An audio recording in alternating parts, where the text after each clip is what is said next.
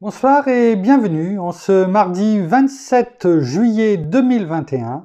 Et nous en sommes arrivés ce soir à la méditation numéro 494 et plus particulièrement à la méditation numéro 208 dans le livre de l'Apocalypse que nous méditons depuis le 1er janvier de cette année. Avant de poursuivre dans notre méditation du jour, prions.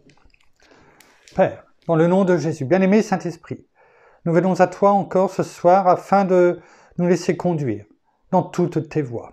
Oh, physiquement, on sait déjà ce que tu fais à partir du moment où on se laisse aller, on se laisse conduire. Et nous voulons aussi que cela soit le cas spirituellement.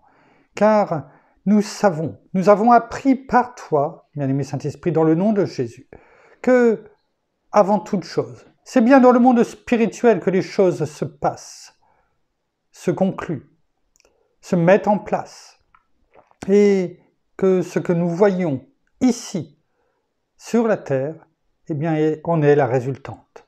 Alors, conduis toutes choses ce soir à nous enseigner, à nous fortifier en toi, Seigneur, afin que nous comprenions que sans toi, nous ne pouvons rien faire.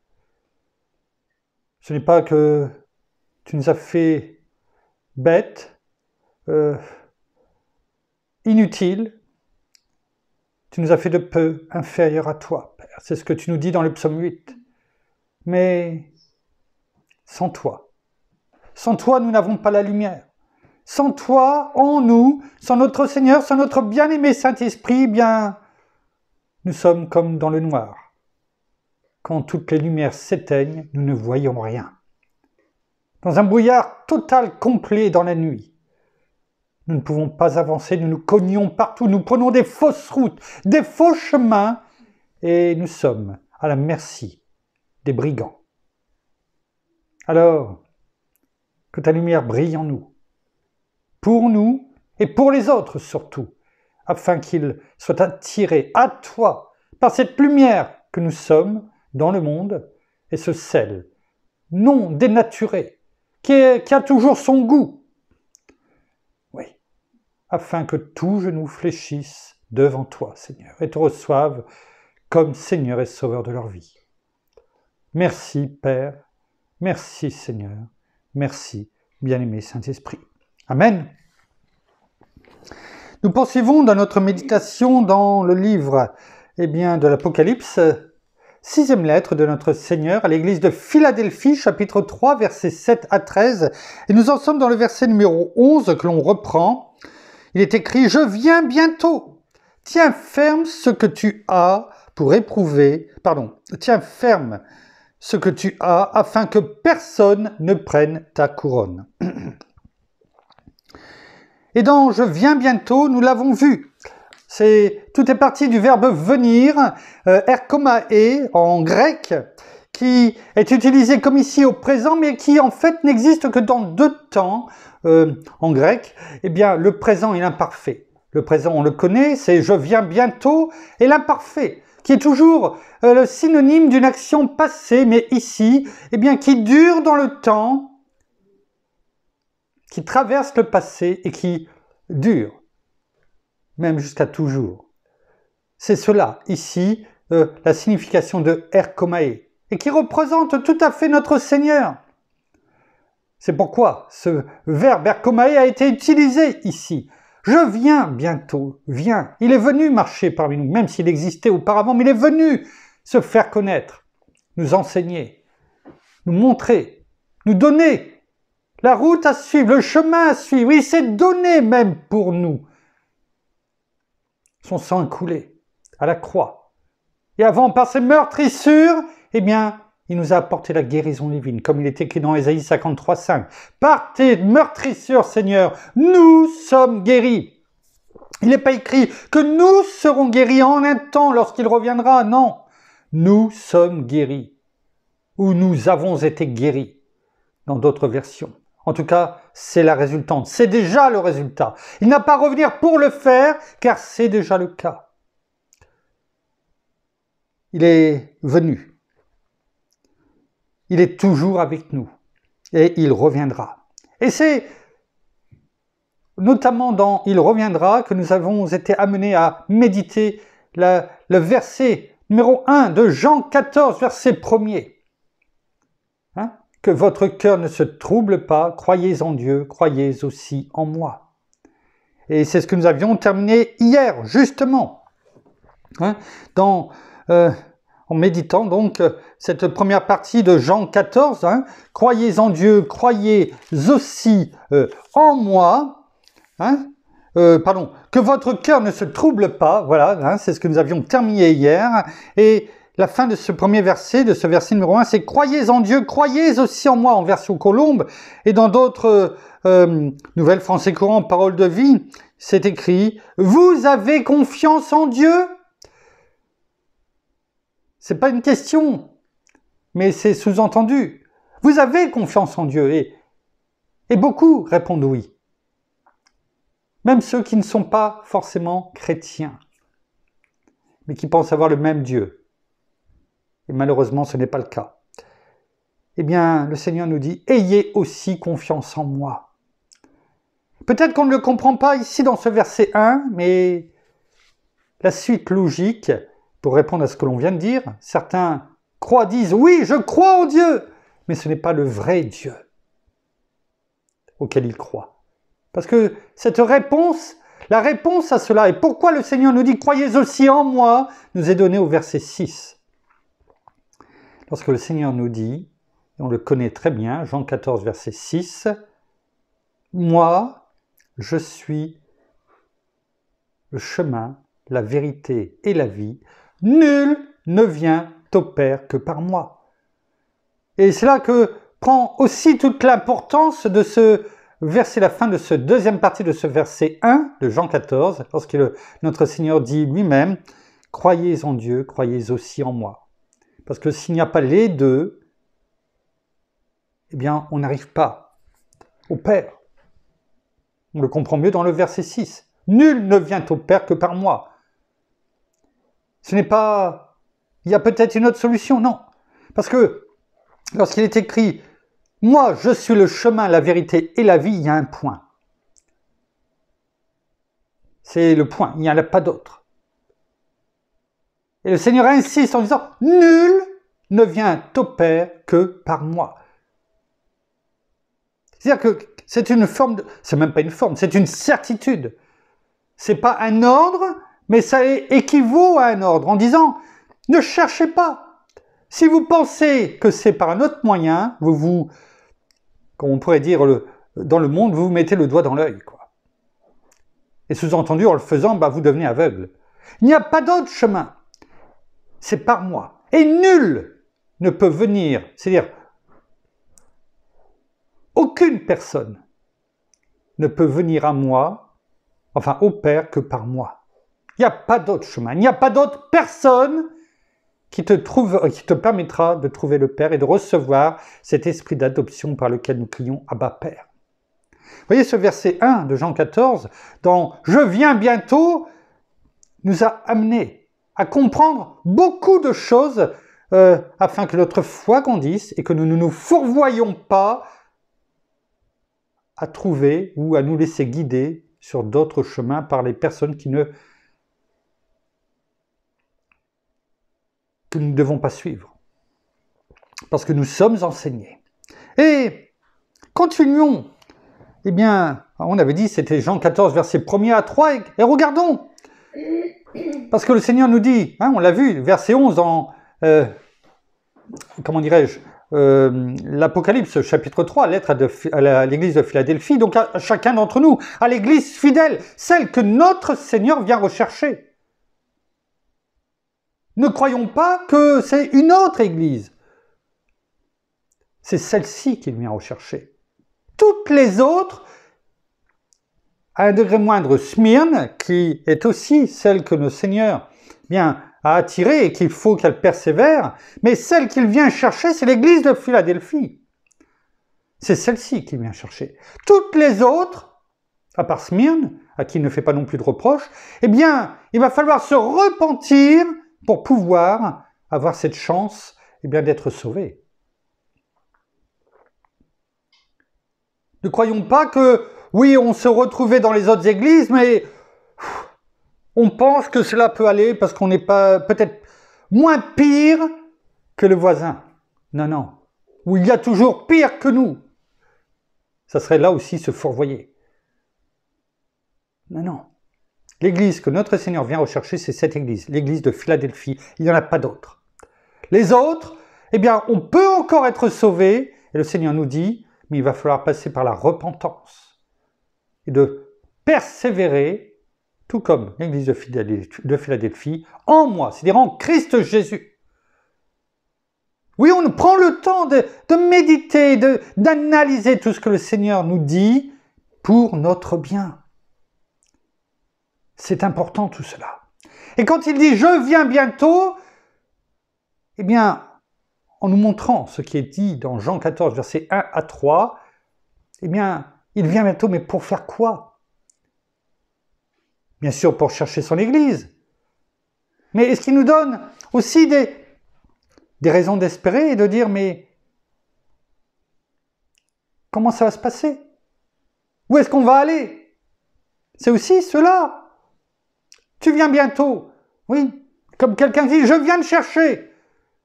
Ah, il t'appelle. Quelqu'un t'appelle, un frère, une sœur, un ami, quelqu'un de la famille. Il prend ton téléphone, il dit, allô? Oui, Marie-Hélène? Frédéric? Je viens bientôt. Oui, sous-entendu te chercher. Oui. C'est peut-être quelqu'un que vous n'avez pas eu au téléphone depuis un certain temps. Et je veux dire, bon, la première question qui vient quand quelqu'un dit, et qu'on n'est même pas au courant de la personne, du coup de téléphone qu'elle va faire, on n'est pas au courant. Je viens bientôt te chercher. La question qu'on peut se poser, c'est oui, mais pourquoi faire? Pour aller où? Non? Eh bien, le Seigneur nous répond. Il nous répond. Jean 14, versets 2 et 3. Il est écrit en verso colombe, « Il y a beaucoup de demeures dans la maison de mon Père. Sinon, je vous l'aurais dit. » C'est-à-dire que tu sais très bien que quand j'ai quelque chose à dire, je te le dis. Je ne te cache rien. Il y a certaines choses qui sont restées cachées pour être dévoilées, pour être compréhensibles à un moment donné, tout comme je l'avais dit à notamment Daniel. Mais je ne cache pas la vérité. S'il y a quelque chose à dire, je te l'ai toujours dit.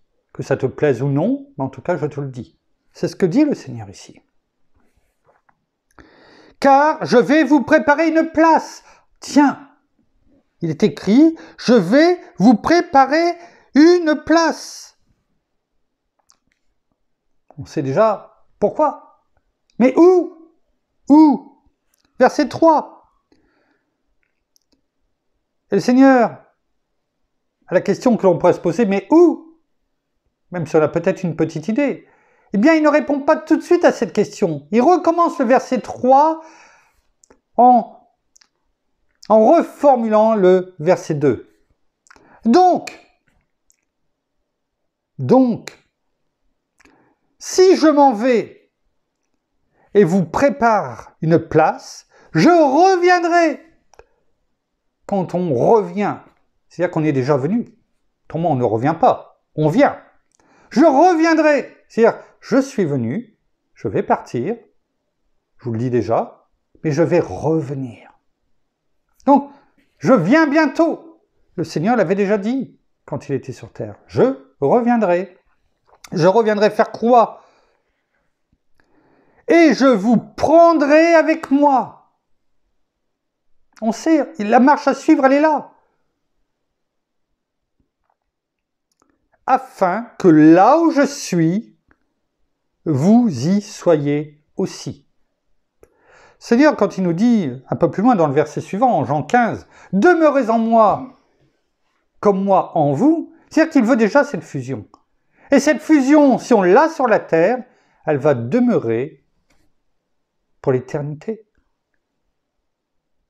Croyez-vous que le Seigneur nous demande de demeurer en lui comme lui en nous? Car sans lui, nous ne pouvons rien faire. et nous dire, bien, quand je reviendrai vous chercher, vous vous débrouillerez. Hein. Vous faites ce que vous voudrez, vaquez à vos occupations, il n'y a pas de problème. Non, non. Le Seigneur veut revenir pour chercher son épouse. Et en règle générale, quand quelqu'un se marie, eh bien, son mari, un mari aimant, un mari qui aime sa femme,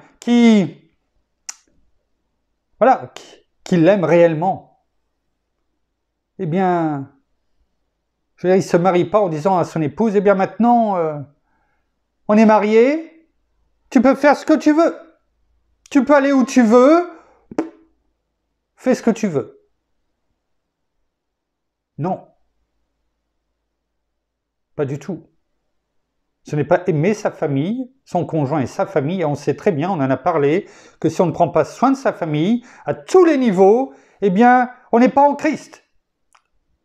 Le Seigneur nous dit que ce n'est pas bon, du tout, pour nous. Alors, pensez-vous que le Seigneur, lui, va faire le contraire de ce qu'il dit? Que nenni. Verset 4, il est écrit « Et où je vais,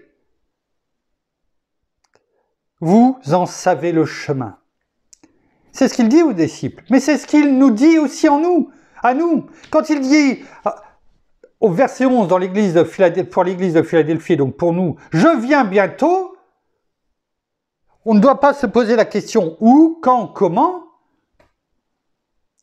surtout le quand, parce qu'on ne sait pas, mais qu'importe, le où et le comment, on le sait, et on ne doit pas être, eh bien, ces disciples que représentent Thomas et Philippe, hein, lorsque Thomas d'abord lui dit au verset 5, « Seigneur, nous ne savons où tu vas. Comment en saurions-nous le chemin ?»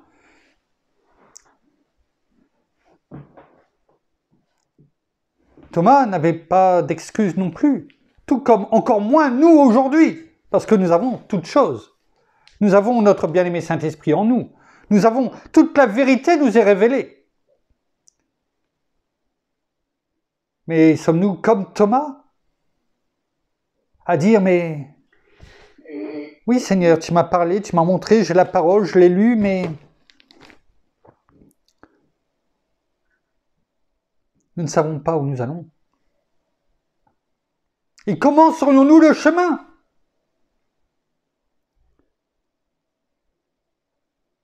Et c'est là que notre Seigneur répond en ce verset numéro 6.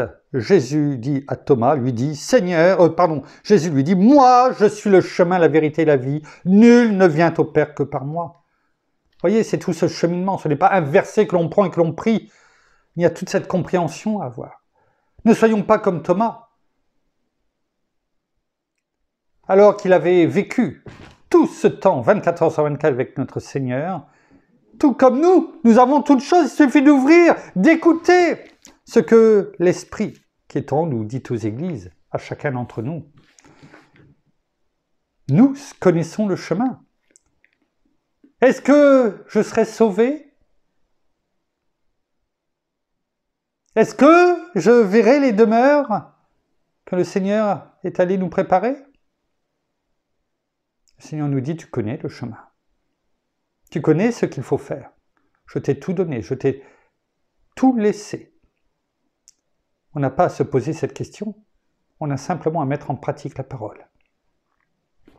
Et à ne pas s'inquiéter, à être sans crainte, comme le Seigneur nous dit. Ne soyons pas des Thomas.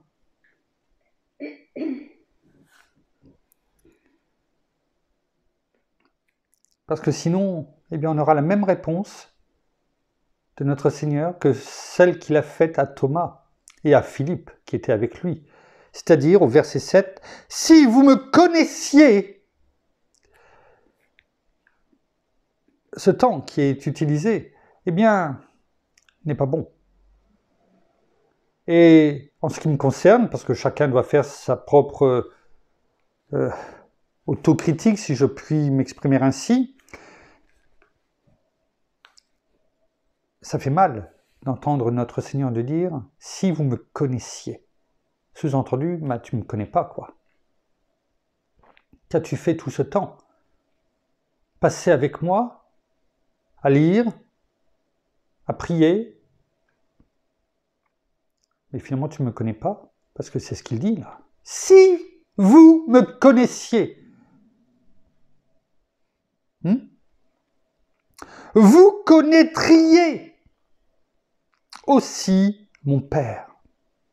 C'est-à-dire que non seulement on ne connaît pas notre Seigneur, mais comme il est le seul chemin, la vérité et la vie, on ne connaît pas non plus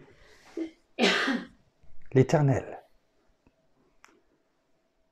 qui est notre Créateur, mais on ne peut pas dire à ce moment-là que c'est notre Père, parce que le Seigneur nous dit, vous connaîtriez aussi mon Père. Vous voyez comme quoi c'est important de bien analyser, de prendre son temps, de ne pas vouloir aller trop vite. Parce que si on ne connaît pas notre Seigneur, si on ne le laisse pas s'imprégner en nous, si on ne le laisse pas nous guider par notre bien-aimé Saint-Esprit et nous enseigner par notre bien-aimé Saint-Esprit, si on ne retient pas, si on ne demeure pas en lui, eh bien, on ne connaît pas aussi notre Père et lui ne nous connaît pas. Bien sûr, il nous connaît, il sait qui nous sommes, il a ses regards sur nous, mais pas en tant que Père. C'est pas moi qui le dis, c'est notre Seigneur Jésus. Et je ne suborde pas d'autres, et je n'altère pas ce qu'il dit. Je prends simplement la forme grammaticale de ce qu'il dit. Et dès maintenant, notons, dans ce même verset 7, le changement de comportement de notre Seigneur. C'est comme si il disait, et maintenant, au nom de Jésus, quand nous prions, eh bien, telle chose part, telle chose, tu pars. C'est un peu comme s'il faisait la même chose avec chacun d'entre nous si nous nous étions positionnés dans cette première partie du verset 7. Écoutez bien, je le reprends. Si vous me connaissiez, vous connaîtriez aussi mon Père. Et dès maintenant, vous le connaissez et vous l'avez vu. Pourquoi dit-il ça? Et dès maintenant, à l'instant même, vous le connaissez et vous l'avez vu. N'oublions pas que dans ce contexte, il parle à Thomas et à Philippe qui sont là, en train de le regarder. C'est comme si que nous, quand on dit « au nom de Jésus », il ne va pas dire « au nom de Jésus ». C'est pour ça qu'il dit « et dès maintenant, vous le connaissez, vous l'avez vu, parce que c'est moi ». Et à travers moi, vous connaissez le Père, parce que vous m'avez vu. C'est ça.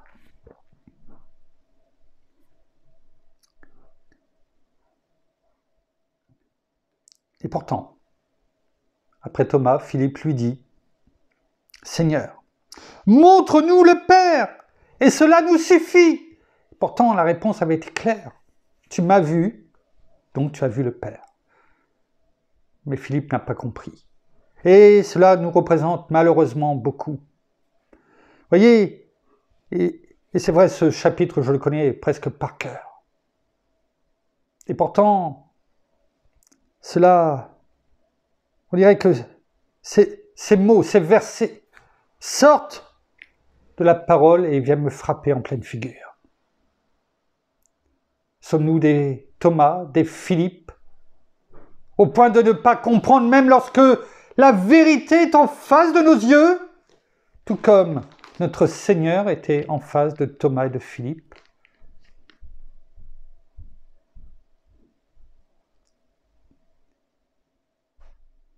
Et le Seigneur, toujours rempli de compassion, lui a dit, tout comme il nous dit à nous aujourd'hui. Jésus lui dit, « Il y a si longtemps que je suis avec vous. » Oui.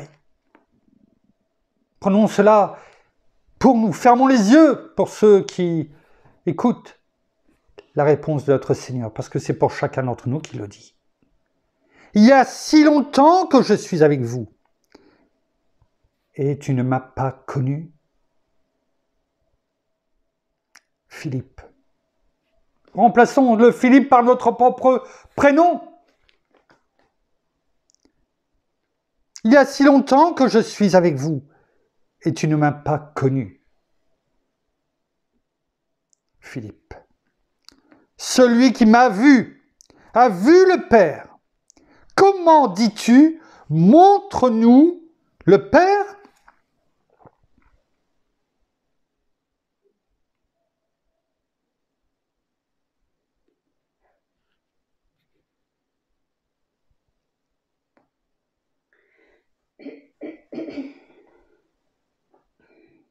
Ne crois-tu pas que je suis dans le Père et que le Père est en moi? C'est la question qu'il lui pose. Est-ce que nous devons recevoir cette question à notre tour?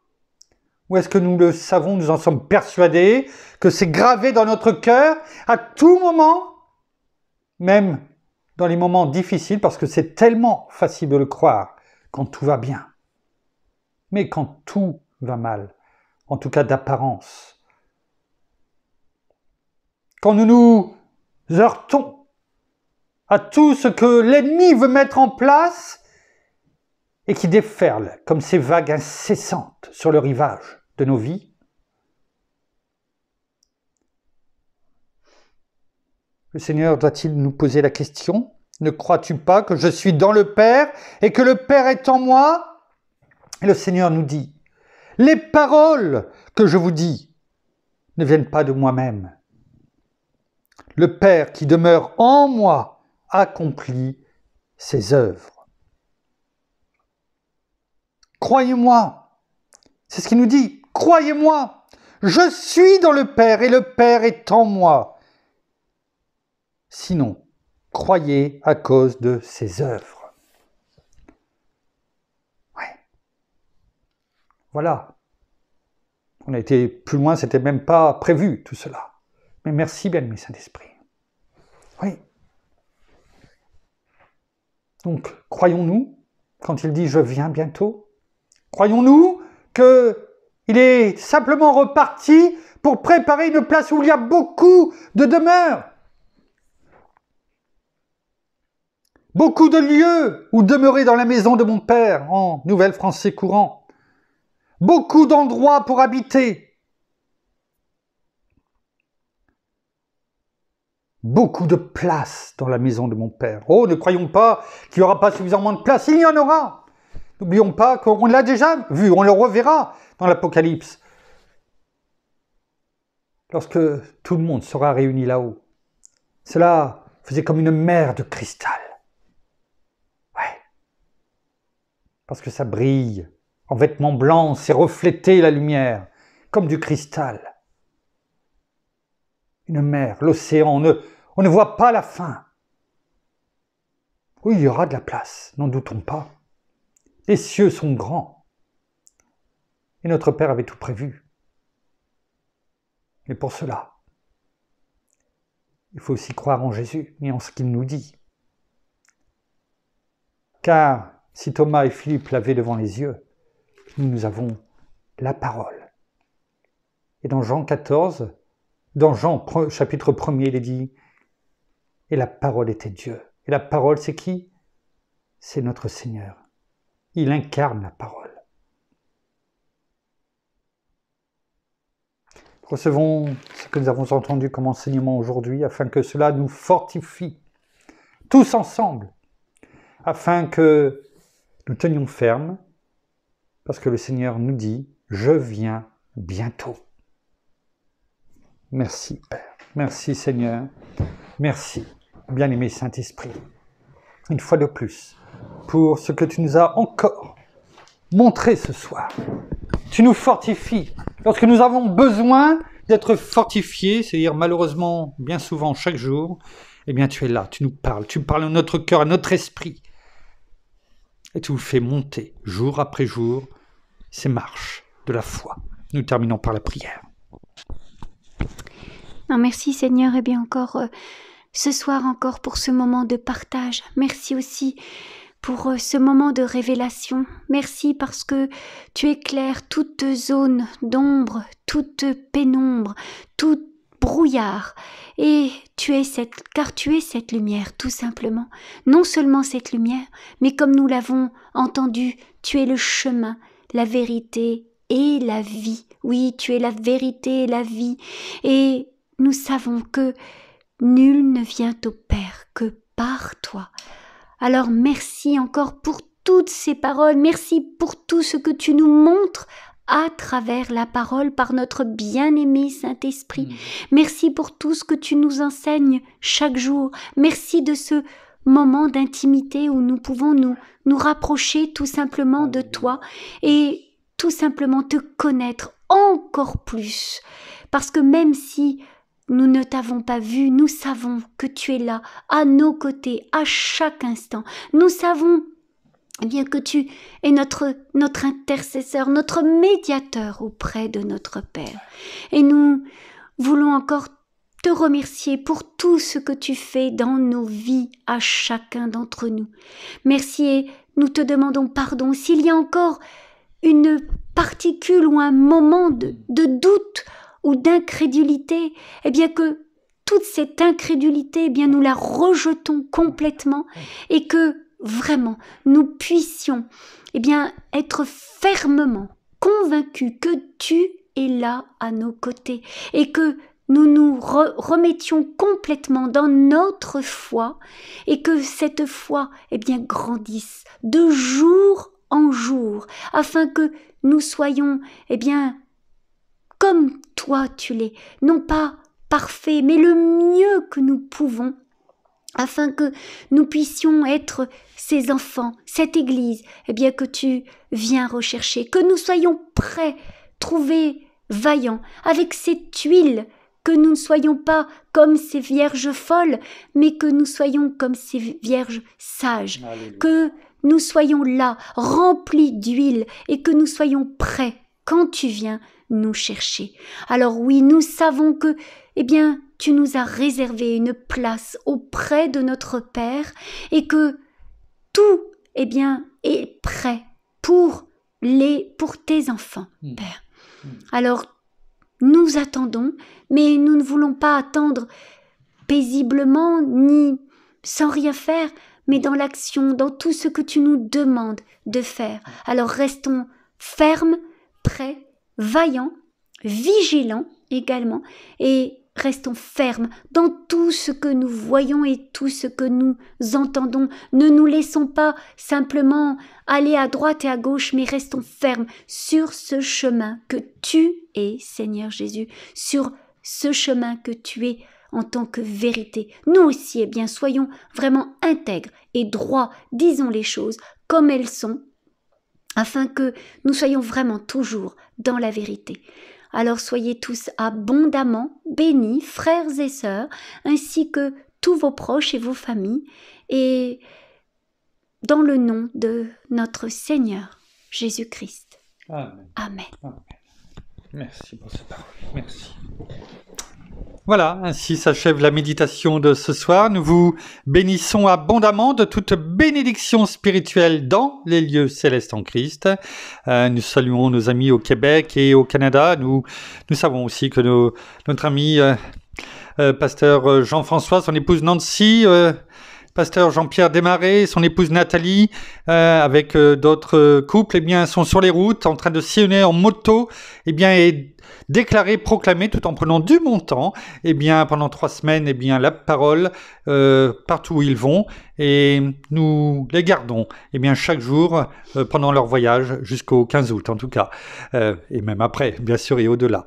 Nous saluons également nos amis en francophonie, en France, à Paris et tout autour de chez nous, et nous vous souhaitons à toutes et à tous une agréable fin de journée pour certains, de soirée pour d'autres, une très bonne nuit dans la paix de notre Seigneur Jésus, et nous vous disons à demain pour la suite de nos méditations. Soyez bénis. Au revoir.